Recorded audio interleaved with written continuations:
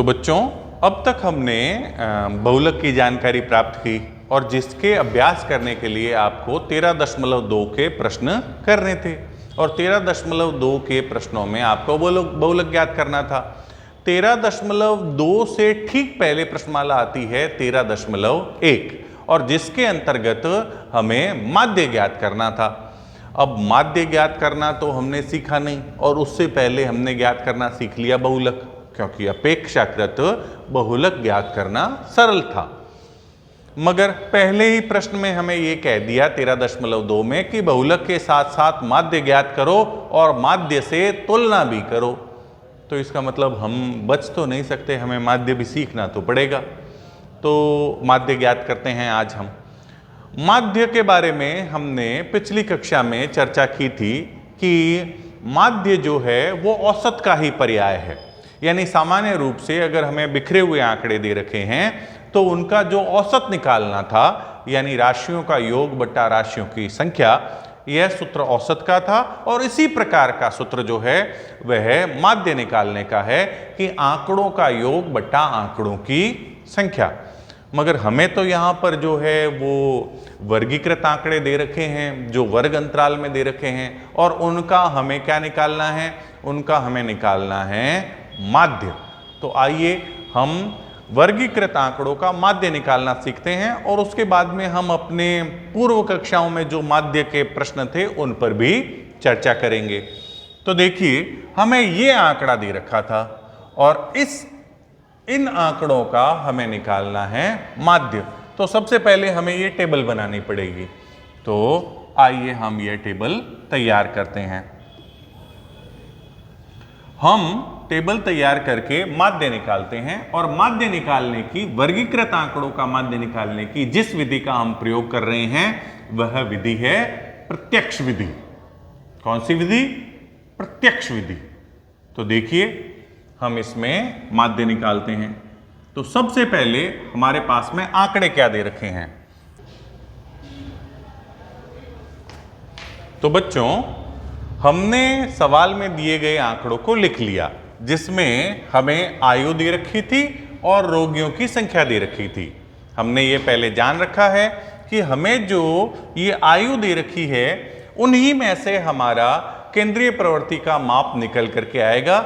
यानी हमारा केंद्रीय प्रवृत्ति का माप जो है वो 5 से छोटा नहीं हो सकता और 65 से बड़ा नहीं हो सकता, क्योंकि हमारे आंकड़े जो हैं वो 5 से 65 तक के ही हैं। और यह है उन आंकड़ों की बारंबारता, यानी फ्रीक्वेंसी f। अब हमें इनका माध्य निकालना है और माध्य निकालने के लिए हम जो विधि उपयोग में ले रहे हैं वह है प्रत्यक्ष विधि। अब प्रत्यक्ष विधि से माध्य निकालते कैसे हैं? तो देखिए, सबसे पहले तो हमें जो आंकड़े दे रखे हैं वो हमें जिस हिसाब से दे रखे हैं वो वर्ग अंतराल में दे रखे हैं। उन वर्ग अंतराल से हम मध्यमान निकालेंगे। तो देखिए,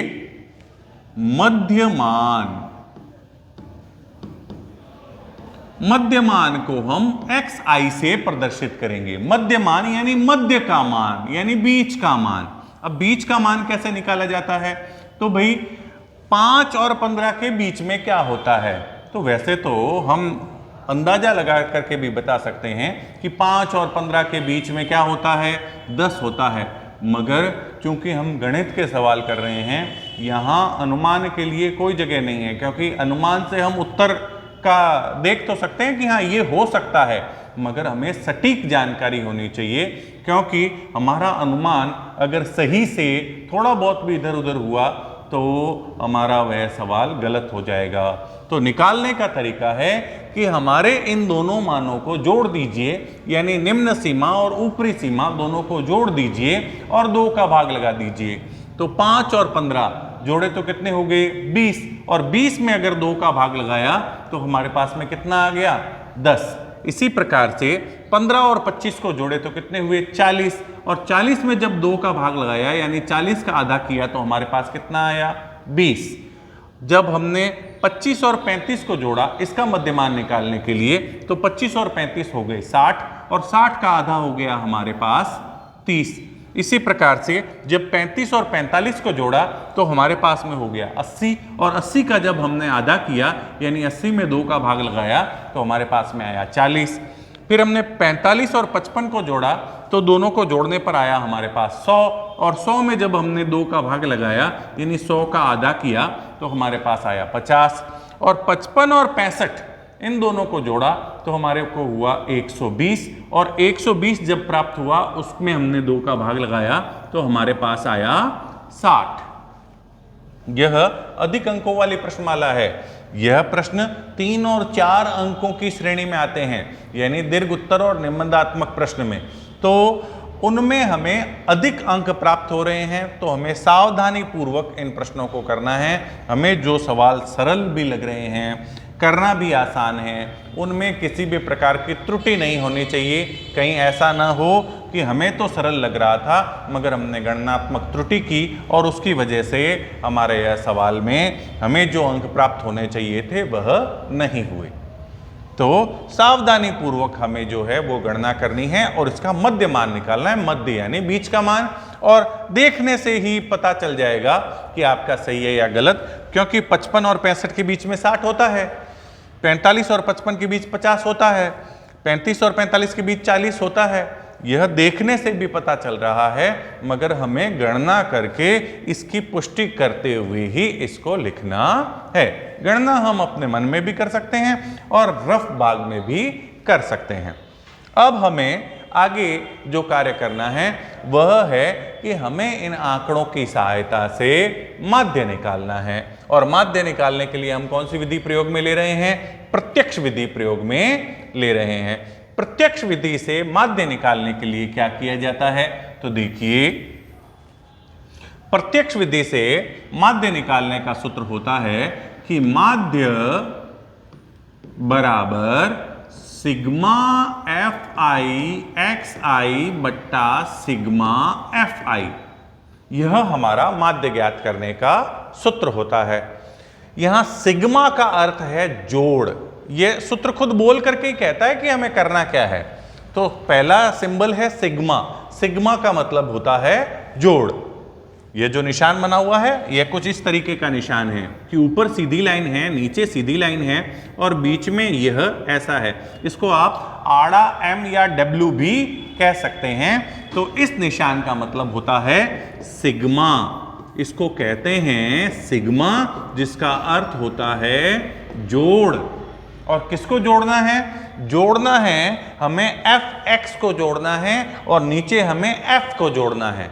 तो नीचे वाला तो f को जोड़ना है और f तो हमारे पास है, ये रहा f। तो इनका जोड़ जो होगा वो यहां पर जो हमारे पास आएगा वो होगा हमारा सिग्मा एफ आई या सिग्मा f। कितना हुआ?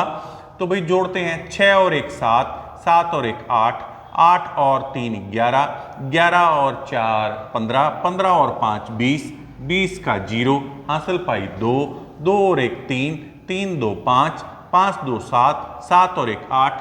हमारे पास में सिग्मा एफ आया 80। सिग्मा एफ 80 आ गया। दूसरी चीज जो हमें इस सूत्र में चाहिए वो चाहिए एफ एक्स का जोड़। हमारे पास में एफ है और हमारे पास में एक्स भी है, मगर हमारे पास में एफ एक्स अभी तक नहीं है, यानी एफ आई और एक्स आई का गुणनफल अभी तक नहीं है। F X F I X I ये दोनों पद साथ साथ लिखे हुए हैं, और बीजगणित में हमें यह पता है कि जब दो चर राशियां साथ साथ लिखी हुई होती है इसका मतलब वो दोनों गुणा में हैं। तो हमें यहाँ एफ आई और एक्स आई इन दोनों की क्या कर देनी चाहिए? गुणा कर देनी चाहिए। तो हम गुणा करते हैं। देखो, तो 6 में 10 की गुणा की, 6 में 10 की गुणा करने पर हमारे पास में आया 60। फिर हमने 11 में 20 की गुणा की, तो 11 में 20 की गुणा करेंगे तो हमारे पास में आएगा 0 और 11 दूनी 22। फिर हमने 21 में 30 की गुणा करी, तो 21 में 30 की गुणा करेंगे तो 0 और 21 दिए 63। फिर हमने 23 में 40 की गुणा करी, तो 23 में 40 की गुणा करी तो 0 और 23 चौक 4 तिये 12 हासिल पाई 1, 4 दूनी 8 और 1 9। अगर आप मौखिक गुणा नहीं कर सकते हैं तो पीछे आप जिस तरह से पिछली कक्षाओं में एक लड़ी या दो लड़ी गुणा करते थे उस तरह से भी आप गुणा कर सकते हैं। हमारी गुणा से जो रिजल्ट आता है वो सटीक और सही होना चाहिए। गुणा आप कैसे करते हैं वह आपका अपना तरीका हो सकता है। अगली गुणा करनी है 14 को 50 से, तो 14 को 50 से गुणा करते हैं। 0 14 5 70, तो हमारे पास आ गया 700। और फिर है 5 को 60 से गुणा करनी, 5 को 60 से गुणा करेंगे तो हमारे पास में आएंगे 300। और इसी के साथ हमारी यह गुणा पूरी हुई। अब हमें इसकी करनी है जोड़। क्यों करनी है इसकी जोड़? क्योंकि हमें चाहिए सिग्मा एफ आई एक्स आई, और सिग्मा का मतलब इन सब की जोड़। किसकी जोड़? एफ आई एक्स आई की जोड़। तो एफ आई एक्स आई की जोड़ करते हैं। तो देखिए पीछे तो सारे हैं 0, फिर दूसरे अंक पर यानी दहाई अंक पर है 6 और 2 8, 8 और 3 11, 12 13, 13 का 3 हासिल पाई 1, 1 और 2 3, 3 और 6 9, 9 और 9 18, 18 और 7 25, 25 और 3 28। हमारे पास जोड़ने पर आया 2830। सिग्मा एफ आई एक्स आई निकाल लिया हमने, कितना आया? 2830। और सिग्मा एफ आई भी निकाल लिया, कितना आया? 80। और अब हमें सूत्र में क्या रखना है? मान। और सूत्र हमारा बहुत ही सरल है। क्या है सूत्र? माध्य बराबर सिग्मा एफ आई एक्स आई बट्टा सिग्मा एफ आई। तो सूत्र में मान रख देते हैं। सिग्मा एफ आई एक्स आई 2830 और सिग्मा एफ आई का मान है 80। अब हम लगा देते हैं भाग। 0 से 0 क्या हो गया? कैंसिल। अब हमें 8 का भाग लगाना है 283 में। तो 8 का भाग 283 में गया 3 बार, 8 दिए 24, शेषफल बच गया 4, हो गई संख्या 43। 43 में 8 का भाग गया 5 बार, शेषफल बच गया 3, अब लग गया पॉइंट, हो गया 30। 30 में हमारा भाग गया 8 का 3 बार, शेषफल बच गया 6, संख्या बन गई 60, भाग गया 7 बार, शेषफल बच गया 4, भाग गया 5 बार। यह सारा भाग मैंने मौखिक लगा दिया है। आप भी मौखिक लगाओ, ऐसी कोई आवश्यकता नहीं है। मेरा अभ्यास अधिक है इसलिए मैंने मौखिक लगा दिया, मगर आप अपना भाग पीछे रफ जो कार्य करते हैं वहां पर आराम से 283 में 8 का भाग लगा सकते हैं और आपका भी रिजल्ट आएगा। कितना आएगा भाई? 35.375। अब जैसा कि हमने पहले भी बात की थी, आप दशमलव के बाद 2 अंक तक भी कर सकते हैं। ऐसा कोई हठ नहीं है कि हमें 3 अंक या 4 अंक तक या जहां तक भाग पूरा नहीं हुए वहां तक करना है। आप दशमलव के बाद 2 अंक तक भी कर सकते हैं। और अगर आपके पास परीक्षा में समय कम हो तो आप दशमलव के बाद 1 अंक तक भी कर सकते हैं। और यहां हमारे पास में माध्य आ गया। किस विधि से? प्रत्यक्ष विधि से। कि हमारे प्रत्यक्ष विधि से माध्य आया 35.375। अब हमने 13.2 के जो पहला प्रश्न था जिसमें बहुलक भी ज्ञात करना था, माध्य भी ज्ञात करना था, हमने दोनों ज्ञात कर लिए हैं। मगर हमने माध्य अभी केवल एक विधि से सीखा है। कौन सी विधि से? हमने माध्य सीखा है प्रत्यक्ष विधि से। माध्य ज्ञात करने की और भी विधियां होती है, मगर विधि बदलने से उत्तर नहीं बदलता है। जैसे कि देखिए कि अगर हम इसी प्रश्न को करते कल्पित माध्य विधि से, तो कल्पित माध्य विधि से हल करने पर भी यहां पर माध्य 35.375 ही आना था। आगे जब हम कल्पित माध्य विधि सीख लेंगे तब हम कल्पित माध्य विधि से करें या प्रत्यक्ष विधि से करें, यह हम अपना निर्णय ले सकते हैं। अभी के लिए हमने प्रत्यक्ष विधि सीखी है, तो हम प्रत्यक्ष विधि से माध्य ज्ञात करेंगे। उन सभी प्रश्नों का जो भी प्रश्न हमारी पाठ्य पुस्तक में हैं और हमें करने हैं, उन्हें हम प्रत्यक्ष विधि से हल करेंगे। फिर जब हम कल्पित माध्य विधि और आगे एक और विधि है पग विचलन विधि, वो दोनों विधियां सीख लेंगे तब हम उन विधियों से भी उन प्रश्नों को हल करेंगे। तो आगे देखिए, तो हमने जब 13.2 का पहले सवाल में बहुलक निकाला था तो बहुलक आया था 36.8 और जब हमने माध्य निकाला तो आया 35.37 या 375। जब हमने ये दोनों राशियां निकाल ली तो सवाल में एक बात लिखी हुई थी जिसको हमें भूलना नहीं है, क्योंकि वो बात अगर सवाल में पूछी गई और हमने नहीं बताई तो हमें उस चीज के अंक नहीं मिलेंगे, क्योंकि सामने वाले ने पूछा था, क्या पूछा था कि तुलना कीजिए, तो तुलना करने पर माध्य बहुलक से कम है, बहुलक जो है वो ज्यादा है और माध्य जो है वो कम है। तो कितना कम है, तो दोनों के मान का अंतर 1.425 है। ये ज्यादा है, ये कम है, और कितना ज्यादा है, तो भाई 1.425 ज्यादा है, यानी दोनों मानों का अंतर इतना है। ये हमने क्या कर दी, तुलना। तो यह अंतर, तो बड़े वाले में से छोटे वाला घटा देना, तो यहां पर हमें क्या करनी है, बाकी दशमलव वाली घटाओ। तो जैसा कि मैंने पहले भी बात की थी कि जोड़, बाकी, गुणा, भाग, इन चार चीजों की हमें इस प्रश्नमाला में महती आवश्यकता होगी, बहुत अधिक आवश्यकता होगी। ठीक है, तो अब हमने माध्य ज्ञात करना सीखा है, और माध्य कौन सी विधि से ज्ञात करना सीखा है, प्रत्यक्ष विधि से।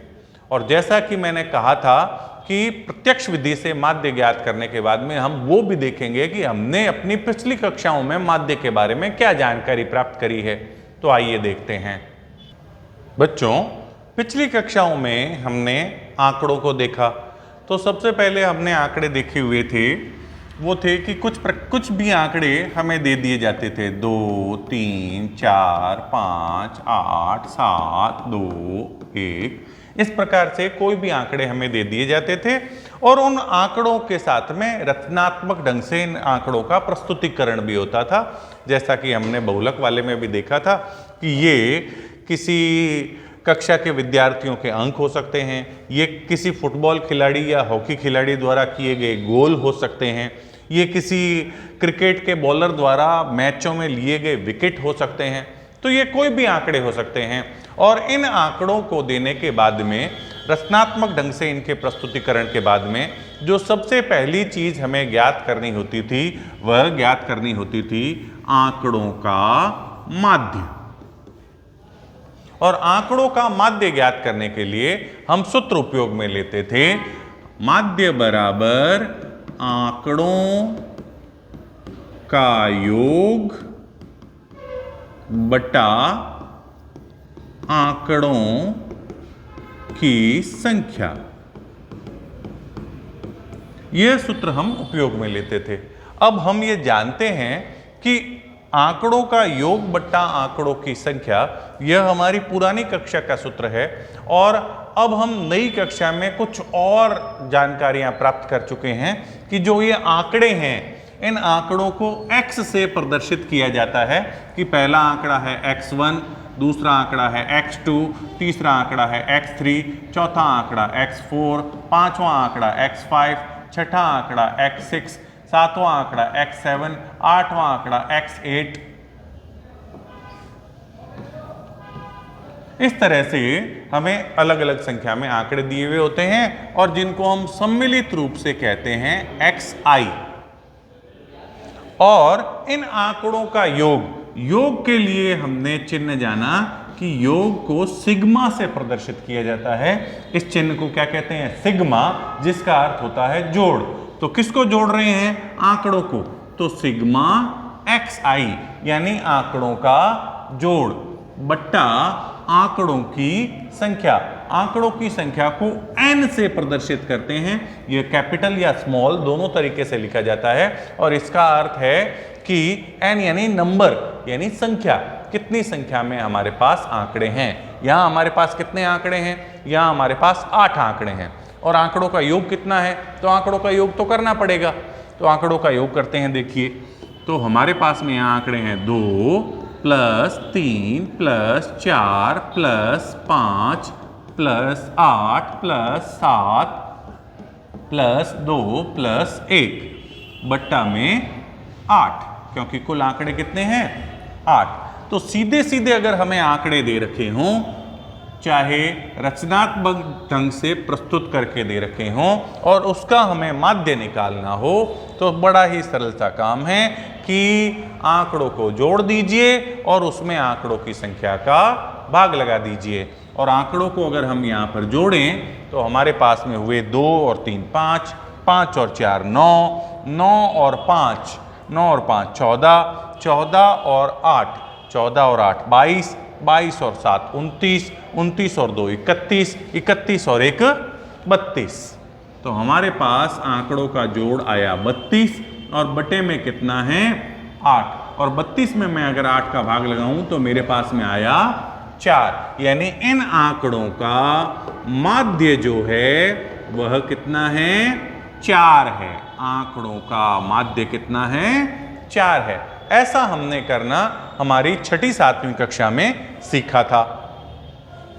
माध्य के और भी पर्याय हैं, जैसा हमने पहले भी सुना कि औसत जो है वो माध्य का सबसे निकटतम पर्याय है, कि माध्य को औसत भी कहा जाता है, क्योंकि ऐसे आंकड़ों का अगर औसत निकालना हो तो भी प्रक्रिया यही रहेगी, औसत बराबर राशियों का योग बट्टा राशियों की संख्या, और यही प्रक्रिया होते हुए औसत ही आएगा। अब हम दूसरे प्रकार के आंकड़े देखते हैं, वह आंकड़े जो हमें सारणी के रूप में दे रखे होते हैं। तो देखिए, अगर हमें सारणीकृत रूप में आंकड़े दे रखे होते जिसमें हमें आंकड़े और उनकी बारंबारता दोनों का सारणीयन करके दिया गया होता।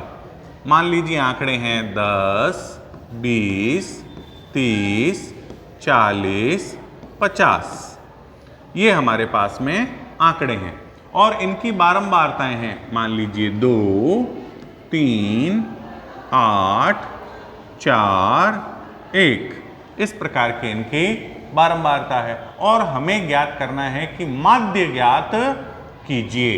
तो इन आंकड़ों का माध्य ज्ञात कैसे करेंगे? तो जो हमें आंकड़े दे रखे हैं वो आंकड़े हमारे को कहलाते हैं xi, यानी आंकड़े, और जो उनकी बारंबारता है, बारंबारता को प्रदर्शित किया जाता है fi से। f मतलब फ्रीक्वेंसी, i में यानी अलग अलग आंकड़ों की अलग अलग फ्रीक्वेंसी। ये फ्रीक्वेंसी ये बताती है कि 10 जो है वो 2 बार आया, 20 जो है वो 3 बार आया, 30 जो है वो 8 बार आया, 40 जो है वो 4 बार आया और 50 जो है वो 1 बार आया। आंकड़े कौन से हैं? 10 से 50 तक। तो हमारे जो केंद्रीय प्रवृत्ति का माप है, यानी माध्य है, बहुलक है, माध्यक है, ये इस दायरे से कभी बाहर नहीं जाता है। हमारा उत्तर 10 से कम नहीं आएगा, हमारा उत्तर 50 से अधिक भी नहीं आएगा। और हमें उत्तर निकालना है। उत्तर में क्या निकालना है? हमें उत्तर में निकालना है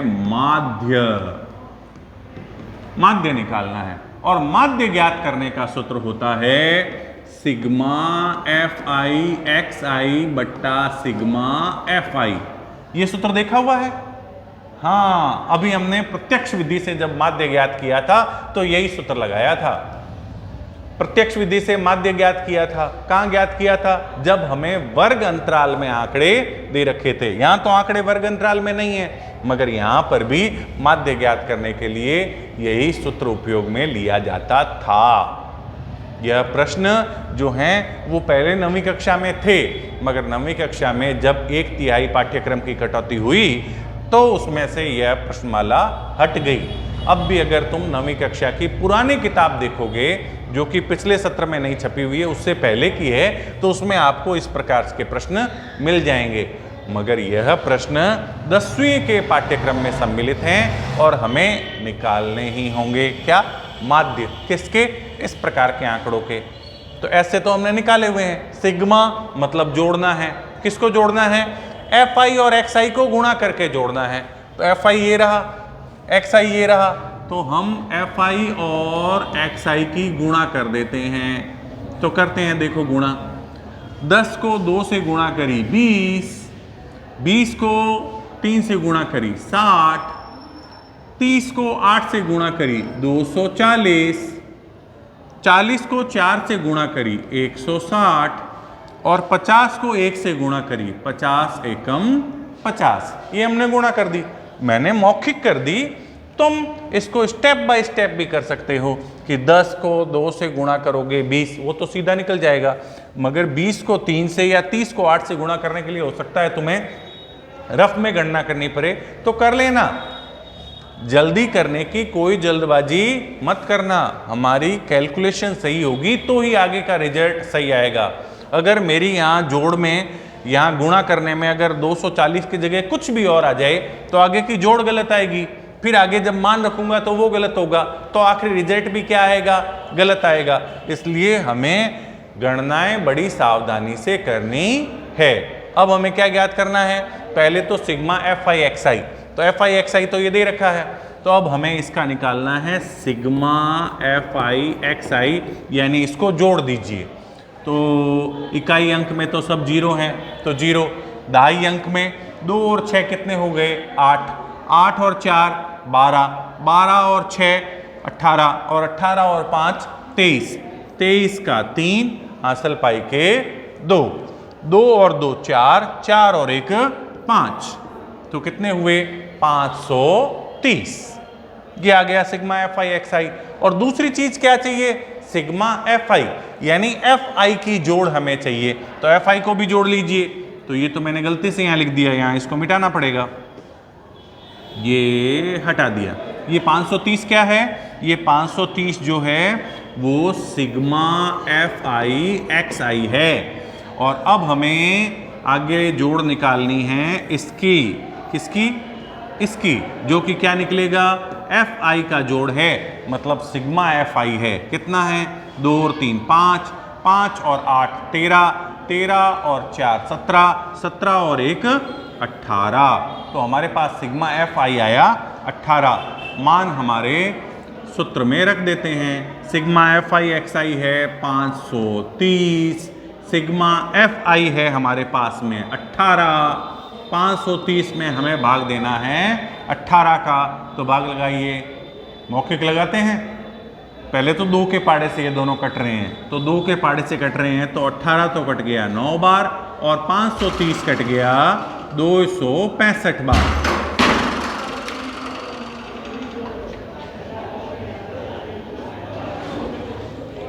$530 कट गया 265 बार, तो 265 में अगर हम 9 का भाग लगाएंगे तो 9 एकम 9, 9 दूनी 18, शेषफल बच गया हमारे पास में 8, 8 और 5 85 हो गए।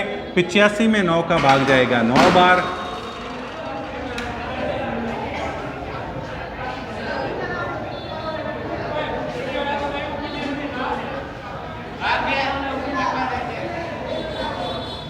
तो हमने 265 में 9 का भाग लगाया, पहले भाग गया 2 बार,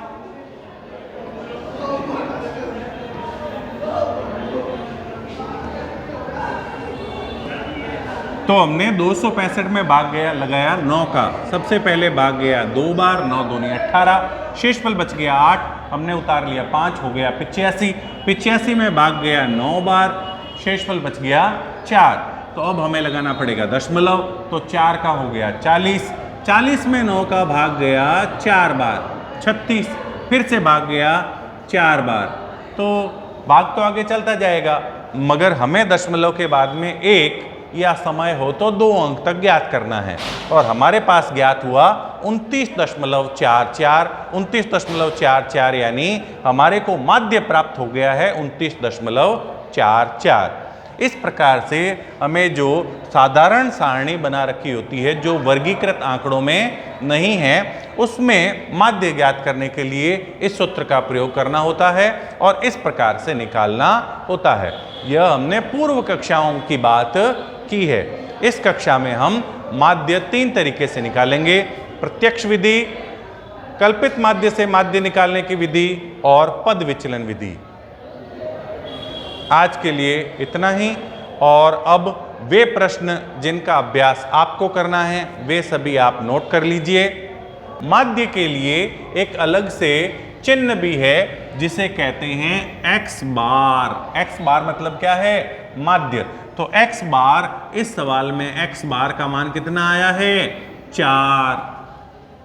हमें ऐसा भी पूछा जा सकता है कि आंकड़े दे देवे और कह देवे x बार का मान ज्ञात कीजिए। ये x के ऊपर जो लाइन लगा रखी है इसको कहते हैं बार, तो x बार का मान ज्ञात कीजिए। अगर हमें ये ध्यान में होगा कि x बार किसको कहते हैं, तो x बार कहते हैं माध्य को। इसका मतलब हमें इसमें माध्य ज्ञात करना है। बच्चों, अभी हमने प्रत्यक्ष विधि से माध्य ज्ञात करना सीखा और साथ ही उन प्रश्नों की भी पहचान करी जिनको प्रत्यक्ष विधि से माध्य ज्ञात करने के लिए हल किया जा सकता है। अब हम यह जानते हैं कि इन प्रश्नों को करते समय हमें क्या क्या सावधानियां रखनी हैं। तो देखिए, सबसे पहली तो हमें जो टेबल बनानी है वो साफ सुथरी बनानी है। टेबल आपकी स्पष्ट होगी, उसमें अंक स्पष्ट रूप से दिखाई देंगे कि क्या लिखा हुआ है, तो जांचकर्ता को बहुत आसानी रहेगी और आपको भी वापस आगे गणनाओं के समय संख्याओं को लेने में आसानी रहेगी। इसके साथ ही आपने देखा होगा कि आपका पृष्ठ जो होता है वो ऐसे होता है खड़े में, और मेरा बोर्ड जो है वो है आड़े में। इसलिए मैं इधर सारणी बनाने के बाद में इस तरफ जो है वो अपनी गणनाएं कर लेता हूं या सूत्र लिख देता हूं। आपको इस प्रकार से जगह की बचत नहीं करनी है। आपको यहां सारणी बनाने के बाद उसके नीचे की ओर जो है वो अपनी सारी गणनाएं करनी है, अपना सूत्र लिखना है और स्पष्ट रूप से सारी चीज जो भी आप बता रहे हैं वो स्पष्ट रूप से अलग अलग दिखाई देनी चाहिए और पढ़ने में आनी चाहिए। इधर सारणी और इधर सूत्र लिख करके हल करना यह सही तरीका नहीं है। चूंकि मेरा बोर्ड तो ऐसे लंबा है और सूत्र में मान रखने के लिए सारणी में से ही मान रखने होते हैं, तो मैं अपनी गणनाएं इधर करता हूं। मगर आपका पेज जो है वो पोर्ट्रेट मोड में है, तो आपको जो है वो बड़े अच्छे से इसको जो है वो उसके नीचे लिखते हुए स्पष्ट अक्षरों में करना है। दूसरी सावधानी जो है कि गणनाएं आपको सावधानी से करनी है। इसमें आपको जोड़ करनी पड़ रही है, घटाव करना पड़ रहा है, गुणा भी है और अंतिम कैलकुलेशन में भाग भी है। जोड़, बाकी, गुणा, भाग संबंधित कोई भी एरर, कोई भी त्रुटि नहीं होनी चाहिए। और इसके लिए अगर आपको ऐसा लगता है कि आपको भाग संबंधित गणना में या दशमलव जोड़ में कोई समस्या है, तो इसके लिए आपको अलग से अभ्यास भी करना चाहिए, क्योंकि दशमलव संबंधित जोड़ या दशमलव संबंधित भाग जो है इसकी आवश्यकता हमें सांख्यिकी के दौरान पड़ेगी। अगली आवश्यकता है कि अंतिम उत्तर में इकाई अवश्य लिखें। हमें जो भी प्रश्न दे रखा होगा उसमें जो वर्ग दे रखा होगा उसके साथ यह दे रखा होगा कि यह क्या है। यह रोगियों की संख्या है, यह रनों की संख्या है, यह रुपये हैं, यह आयु वर्षों में है। तो वो जो भी है वो हमें अपने अंतिम उत्तर के साथ लिखना है। हमने माध्य निकाला है, हमने बहुलक निकाला है, या आगे जाकर हम माध्यक निकालेंगे, तो वह किस इकाई में है, वर्षों में है, रुपयों में है, लंबाई है तो मीटर में है, सेंटीमीटर में है। तो जो भी हमें आंकड़े दे रखे होते हैं उसके साथ ये जानकारी दे रखी होती है, हमें उसका विशेष ध्यान रखना है। अगली कि सूत्र में उपयोग में लिए गए सिंबल्स के अर्थ पता होने चाहिए। हम जो सूत्र प्रयोग में ले रहे हैं उस सूत्र में जो भी चिन्ह हम प्रयोग में ले रहे हैं उनके अर्थ पता होने चाहिए। उनके अर्थ पता होने से सूत्र को लागू करना, सूत्र को समझना, सूत्र को जो है वो प्रकट करना आसान हो जाता है। जैसे सिग्मा का अर्थ है जोड़ना। सिग्मा हमने जो है वो माध्य के दौरान देखा था कि सिग्मा एक सिंबल है जो अब तक की गणित में हमने कभी प्रयोग में नहीं लिया, मगर हमारे सूत्रों के दौरान यह सिंबल आया था, यह चिन्ह आया था। तो अगर हमें ध्यान में होगा कि सिग्मा मतलब जोड़ना, तो हमारे लिए उस सूत्र को समझना बहुत आसान हो जाएगा कि माध्य बराबर सिग्मा एफ एक्स बट्टा सिग्मा एफ, यानी एफ एक्स का गुणा करके जोड़ना और उसमें भाग देना है किसका, एफ की जोड़ का भाग देना है। इसके साथ ही अन्य लघु सूत्र भी हमें ध्यान में रखने चाहिए। किताब में जो भी महत्वपूर्ण छोटे छोटे सूत्र हैं वो बोल्ड अक्षरों में लिख रखे हैं और इसके साथ ही सारांश में भी लिख रखे हैं। हमें उन्हें ध्यानपूर्वक देखना चाहिए और उनका भी अभ्यास करना चाहिए, उन्हें भी ध्यान में रखना चाहिए। जैसे एक सूत्र है, वर्ग चिन्ह बराबर ऊपरी सीमा प्लस निचली वर्ग सीमा बट्टा 2। वर्ग चिन्ह वही है जो मध्यमान था। जैसे हमें वर्ग अंतराल दे रखा होता था और हम उसमें xi ज्ञात करने के लिए मध्यमान निकालते थे। मध्यमान को ही वर्ग चिन्ह कहा जाता है। और कैसे ज्ञात किया जाता है कि ऊपरी सीमा और निचली सीमा दोनों को जोड़ करके 2 का भाग देने से वर्ग चिन्ह ज्ञात हो जाता है, मध्यमान ज्ञात हो जाता है, यानी हमारा xi ज्ञात हो जाता है और उसी xi की सहायता से हम माध्य ज्ञात करते हैं। इस वर्ग चिन्ह की आवश्यकता हमें माध्य में होती है और माध्य ज्ञात करने के लिए हम यह xi ज्ञात करते हैं। तो आइए अब हम अपनी प्रश्नमाला 13.1 का पहला सवाल करते हैं और हमने जो विधि सीखी माध्य ज्ञात करने के लिए प्रत्यक्ष विधि, उसका दोहरान करते हैं, उसे और स्थायी करते हैं ताकि हम आसानी से जो है वो प्रत्यक्ष विधि की सहायता से माध्य से संबंधित सारे सवाल कर सकें। और उसके बाद हम आगे जो है वो 2 विधियों का और अभ्यास करेंगे, जो कि हमारी रहेगी कल्पित माध्य से माध्य निकालने की विधि और पग विचलन से माध्य निकालने की विधि। तो आइए, हमारे पास में सवाल दे रखा है 13.1 का पहला कि विद्यार्थियों के एक समूह द्वारा अपने पर्यावरण संचेतना अभियान के अंतर्गत एक सर्वेक्षण किया गया, जिसमें उन्होंने एक मोहल्ले के 20 घरों में लगे हुए पौधों से संबंधित निम्नलिखित आंकड़े एकत्रित किए। प्रति घर पौधों की संख्या ज्ञात कीजिए। तो हमें प्रत्येक घर में पौधों की संख्या जो है वो ज्ञात करनी है। और माध्य ज्ञात करने के लिए, ये जो माध्य हमें ज्ञात करना है, आपने किस विधि का प्रयोग किया और क्यों, आपने किस विधि का प्रयोग किया और क्यों, यह भी बताना है। तो हम यहां कौन सी विधि प्रयोग में ले रहे हैं, हम यहां प्रत्यक्ष विधि प्रयोग में ले रहे हैं। क्यों? जब वह हमें क्यों का पूछेगा तब हमें क्यों के लिए उपयुक्त कारण भी देना है। जैसे हमने यहां प्रत्यक्ष विधि का उपयोग किया है क्योंकि यह विधि सरल है। यहां हमने कल्पित माध्य विधि का प्रयोग किया है क्योंकि यह इस प्रश्न के लिए उपयुक्त है। अब कौन सी विधि किस प्रकार के प्रश्नों के लिए उपयुक्त होती है, वह विधियों के जब प्रकार आएंगे उस वक्त हम सीखेंगे। अभी हम प्रत्यक्ष विधि का उपयोग कर रहे हैं, तो प्रत्यक्ष विधि के लिए कारण लिखेंगे कि क्योंकि यह विधि सरल है इसलिए हमने प्रत्यक्ष विधि का उपयोग किया है। अब ये हमें आंकड़े दे रखे हैं, ये है पौधों की संख्या। पौधों की संख्या कितनी है, तो 0 से 2, 2 से 4, 4 से 6, 6 से 8, 8 से 10, 10 से 12, 12 से 14। और घरों की संख्या है 1, 2, 1, 5, 6, 2 और 3। इस प्रकार से हमें यह संख्या दे रखी है। तो चलिए इस प्रश्न को हल करना शुरू करते हैं। तो देखिए, सबसे पहले हमने प्रत्यक्ष विधि का उपयोग किया है क्योंकि यह सरल है और इस प्रश्न के लिए उपयुक्त है। हमने विधि भी बताई और विधि को उपयोग करने का कारण भी बताया। और अब हमने दिए गए आंकड़ों की टेबल तैयार कर ली। टेबल यानी हमें सबसे पहले दे रखा था कि भाई पौधों की संख्या जो हमें दे रखी थी और इसके साथ घरों की संख्या जो फ्रीक्वेंसी हमें दे रखी थी वो भी हमने लिख ली। इसको लिखने के बाद आप देखिए हमने सबसे पहले सूत्र लगाया वर्ग चिन्ह के लिए, क्योंकि वर्ग चिन्ह xi मध्यमान हमें ज्ञात करना है।